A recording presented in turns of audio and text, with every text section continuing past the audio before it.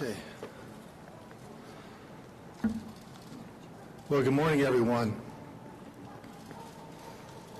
Today is November 11th. Before I get started in talking about what we're here today, I'd like to just give a heartfelt prayer of thanksgiving to all of those that gave their lives for this country, all those people that continue to serve. This is a special day. This is a hallowed day. Growing up, my dad served in World War II in the Navy, and people were called to serve, and then we had Korea, Vietnam, and the people serving today. And so we can never forget, and we can never give them enough thanks for what they've done for this nation. And one of the things that they fought for is for our right, our freedom, to have free and fair elections. So that is, at the end of the day, what we really need to be mindful of, particularly in our office, as we work finishing up and closing out the election that we just had. I also want to give a heartfelt thanks to the men and women who are standing with me here today. These are election directors from across Georgia. They represent large counties, small counties, diverse counties, and just from all over the state of Georgia. They and their staff are the ones that do the hard work on the ground of making sure that all legal votes will be counted. Their job is hard. They executed their responsibilities, and they did their job. This is a process. It is a process defined by law. These men and women in my office will continue to follow the law and count every legal vote. As it stands today, 97 counties have sent their final numbers in. The current margin stands at 14,111 between the President and Senator Biden, Vice President Biden. My office will continue to investigate each and every instance of illegal voting. Double voting, felon voting, people voting out of state. If you report it, we will investigate it. Every legal vote will count. We will continue to follow and enforce the law. Now let's look at the next steps. We are currently looking at having a statewide runoff on December 1 and another on January 5th. This is an untenable situation for these men and women to try and run both of these elections. With that, under my powers under a health emergency, I am moving the date of the December 1st election to coincide with the federal runoff on January 5th. This will protect the integrity of both elections and make for better election administration. It has the added benefit of saving taxpayers millions of dollars. The reason we have so many of these on rollover lists voters is a direct function of COVID. This is the reality. The next step in the current election process is getting the final county certifications in. We'll then move to the risk limiting audit, or RLA. At 1 p.m. today, I will make the official designation of which race will be the subject of the RLA. At that time, I will designate that the RLA will be the presidential race. With the margin being so close, it will require a full by-hand recount in each county. This will help build confidence. It will be an audit, a recount, and a recanvass all at once. It will be a heavy lift, but we will work with the counties to get this done in time for our state certification. Many of these workers will be working plenty of overtime. We have all worked hard to bring fair and accurate counts to assure that the will of the voters is reflected in the final count and that every voter will have confidence in the outcome whether their candidate won or lost. Thank you for coming today. Do we have any questions? Can you describe what a hand recount would do for the nearly 5 million votes that have been cast? Well, because we now have that verifiable paper ballot, For the first time in 18 years, we're going to have something to count instead of just pressing a button and getting the same answer. So we'll be counting every single piece of paper, every single ballot, every single lawfully cast legal ballot. That will be the names that are on the ballot, whoever they voted for president, the English written word. Yes, we will. As I said, people will be working lots of overtime next coming week. Lots of people will be really pleased with those paychecks if they're getting overtime.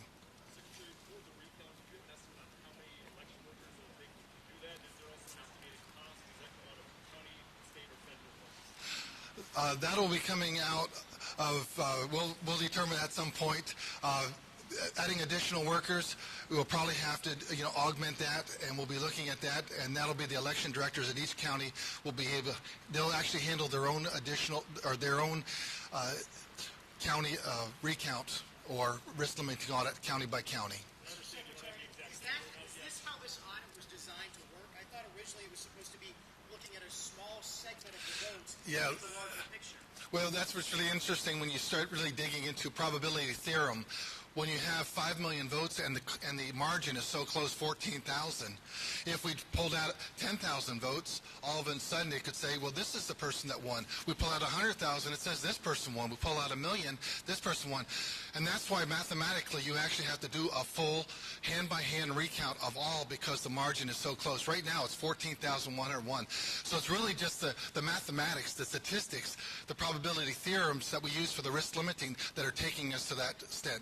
So if it was another race or you didn't have that such a close thing, then you could do that and it would just be a sample size. But you can't do that when it's that close. This race has national significance, national importance. We get that. We understand that. We do. We follow the process, and we understand the significance of this for not just Georgia, but for every single American. At the end of the day, when we do a hand count, then we can answer the question exactly what was the final margin in this race. Yes, ma'am. The president just released a list of some Georgians who have passed away who supposedly voted in this election. Is that something you're looking at? Oh, absolutely. Well, we've been open and transparent. In fact, we've had multiple meetings like this, meeting with the press. Gabriel Sterling, our implementation manager, has come out to talk to, really digging into the weeds. If you have any information about illegal voting or voter fraud, bring that to our attention. We will investigate every case that we hear. I'm hearing that that just came out this morning. We'll look at those records and we'll start digging into that. Won't a hand recount be less accurate than a computer recount? I mean, humans make mistakes, and are you concerned about accuracy of a hand recount? It really is what the numbers take us to, and we're following the process that would drive us to that, that's in current state law. And is it reasonable to believe that the results will change much? 14,000 votes. Is there any chance that the outcome or the results of the presidential election would change as a result? Is it possible that 14,000 votes could flip? You're asking me to make predictions, and what we're going to deal is in facts. And so I'll report the facts, and then I'll get up my calculator and I'll get that back to you. I can't do that off the cuff. Thank you.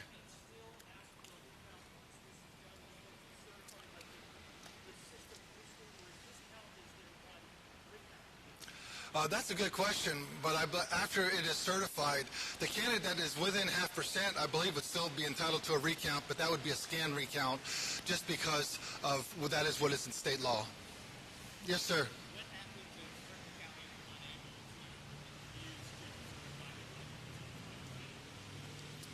We're going to continue to work with the counties and all that, but that's their deadline, and that is the process that we have in place. And we've had great cooperation and dedication from the county election officials. That's why we have so many here. We have professionals out there, and at the end of the day, I know that I haven't asked them, but I know that there's some folks back here that maybe vote this way and other folks that vote that way, and some go this way, that way on different elections. At the end of the day, though, they're following a process.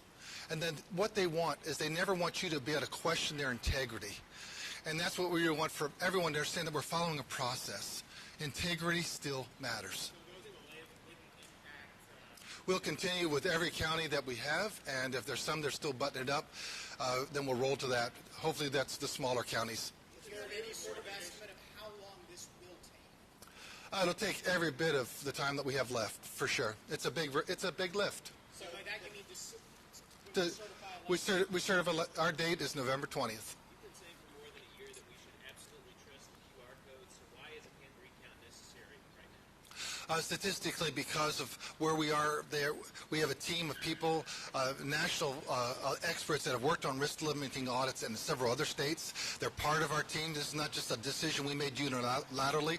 We reached out to these experts. We've been working with them for several months, and we just follow the science of a risk limiting audit. We follow the numbers, and that's where it leads us to count every single ballot by hand. Does this mean that county certification deadlines are no longer in effect or extended to November 20th? No, they're still required, and we want them here by Friday at the latest.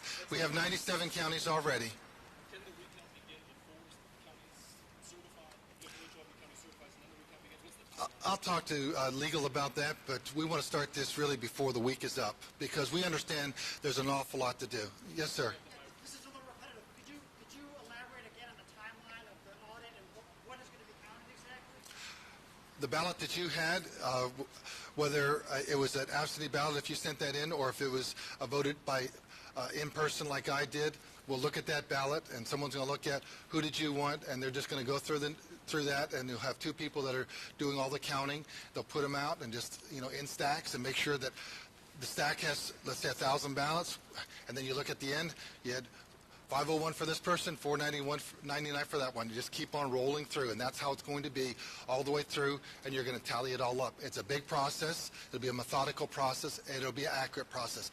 And I'm sure that there'll be plenty of oversight.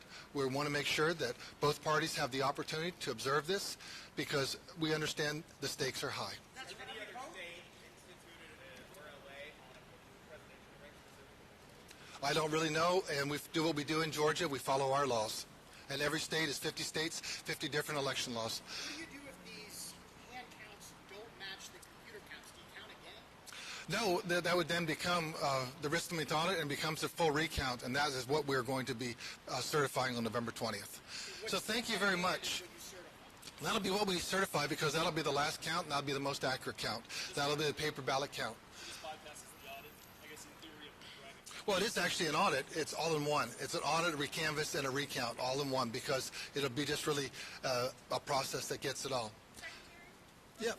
The election, your office said over and over again, the main ballots, it's going to take longer. It's going to take longer to certify these, go through all these. Now this is being kind of used in claims that the election is accurate, it took so long. What do you have to say about that? Well, what many people aren't aware of is that where we are in the process right now in our counting, we're in the same place that Florida is, North Carolina, and Texas. The thing is, in those races, it's not real close. In our case, there's 14,101 votes right now that separate the top versus number two. And so therefore, all eyes have focused on that, and that's really why you're seeing that. But the other states are still out there tabulating their absentee ballots. Thank you for bringing that up. What happens to John Lewis's election to fill his seat if, That's still going on. but even though someone will have been sworn in for that, so the King Williams have already been sworn in by the time the special election takes place? The 5th District is not affected by what we're doing here. Secretary, as you know, the Republican Party is saying that a lot of Republican voters and Trump supporters in particular do not trust the election results. It's not the matching the person to the computer scan. It's did dead people vote? Did the mail service, did employees from the postal service steal the election? How will you remedy that in counting the votes? I mean, are you going to call citizens who voted and say and ask, did you vote for this person? Is this person alive in your family? How do you remedy those accusations? How do you get to the bottom of it? Well, number one, I am not the Postmaster General. We have no control over the Federal Postal Service. So when people mail their ballots back, it's then under federal government control and the federal, post office, postal service. Once it gets to the counties, then that's when the counties, have handled that. Through this process, we believe that, and we know that the machines are correct, and what you're going to find, we believe, in the count. as it relates to dead people and other forms of illegal voting. That's why we've asked for, if you know of a case of illegal voting or suspected illegal voting, bring that to us. Anecdotes and stories doesn't work. We need something that we can actually investigate. I'm actually very grateful that Attorney General Barr, I respect that man. This is his second round as being Attorney General of the United States of America, and he is a calm, very thorough attorney, and he's directed his U.S. attorneys to look for things. And the one thing that the federal government does have is resources that we don't have. And so if they can find something that we can't, that can help to bring to bear, we want to make sure that the only people that vote are legal voters. That's not part of this process that Yeah, that we're counting what the paper ballots are, and those will be ongoing investigations. No, we can pick whatever one we pick, but we understand the national significance of this session right now. Next time it may be some other statewide race. And in fact, as we roll this out, you have to understand, many states that are doing risk limiting to audit, it took them 5 to 7 years to get this going. When Colorado did it, that was a long, multi-year process. We've passed House Bill HB 316 in 2019. We stood up, in spite of COVID, a risk limiting audit this year, and so in 9 months, 11 months, we're going to do the first statewide election with a risk limiting audit. So this is record time that we've done this. We're actually eventually going to be doing risk limiting audits for a host of elections to give you, the voter, confidence that when you've cast your ballot, it was accurately counted, that you have the confidence, and you can leave at the end of the day knowing the system got it right. And then when we do that, we think it really is good for all of the Georgia. Are you doing this full recount because the Trump campaign asked you to? No, we're doing this because it is really what makes the most sense. With the national significance of this race and the closeness of this race, we have to run a statewide audit. This is the race that makes the most sense. Logically, as I worked with our team, this is really what made the most sense, and we'll be following the process on that. Sure, just to follow up, I understand you don't have a total cost this is going to be, but can you at least say who's going to foot the builders in the states, the counties? You said there'll be a lot of overtime, so it sounds expensive. Yeah, it is.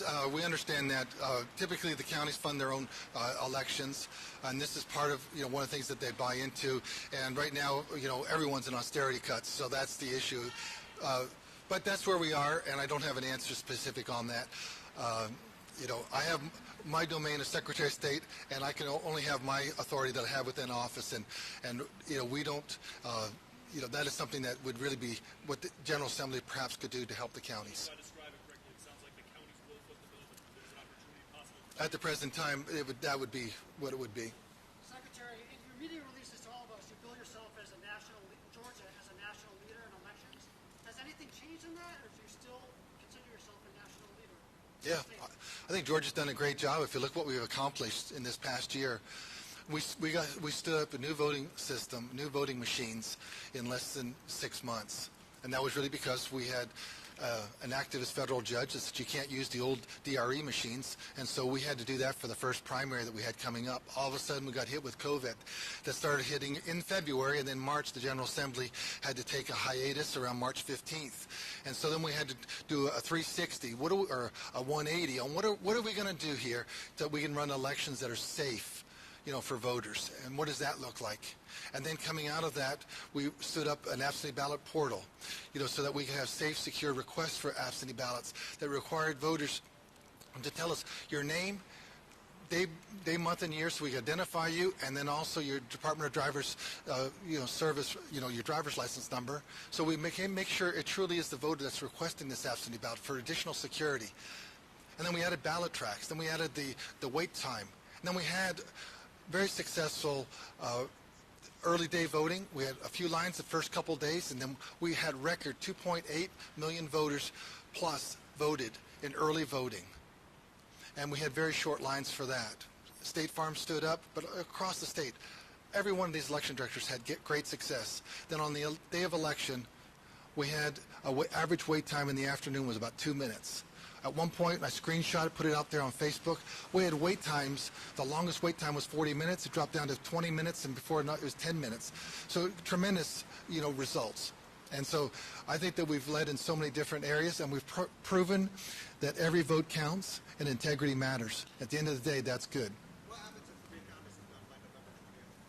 Well, and we'll just have to continue that process. But we have our, our charge. The November 20th is our day. And the one thing that we've learned in the construction industry, I've been in this thing really, hit my first construction job site when I was about 6 years old, sitting in my dad's pickup truck. And so I say all that. I grew up with the idea of deadlines, and in our business, it is all about deadlines. And every day, it's about hitting deadlines. And our election directors, they know all about deadlines because we have this date for this date for that, registration, this early vote, day of election. And then all of a sudden, you have a runoff. And then you roll into next year, we're going to have city and municipal elections. And then we're going to roll into the next year. So this whole operation is deadline driven. I'm just trying to understand how hundreds of human beings working long hours are going to be more accurate than a computer. Well, that's why there'll be plenty of eyeballs on them to verify that every vote is accurately counted. And that's the way the process works because of the large number of votes and the closeness of the vote. It's the only way to do that. We've talked to our risk limiting experts in our office and also national experts in that. We're following the process. Thank you very much for coming out. We'll have another announcement later today. Thank you.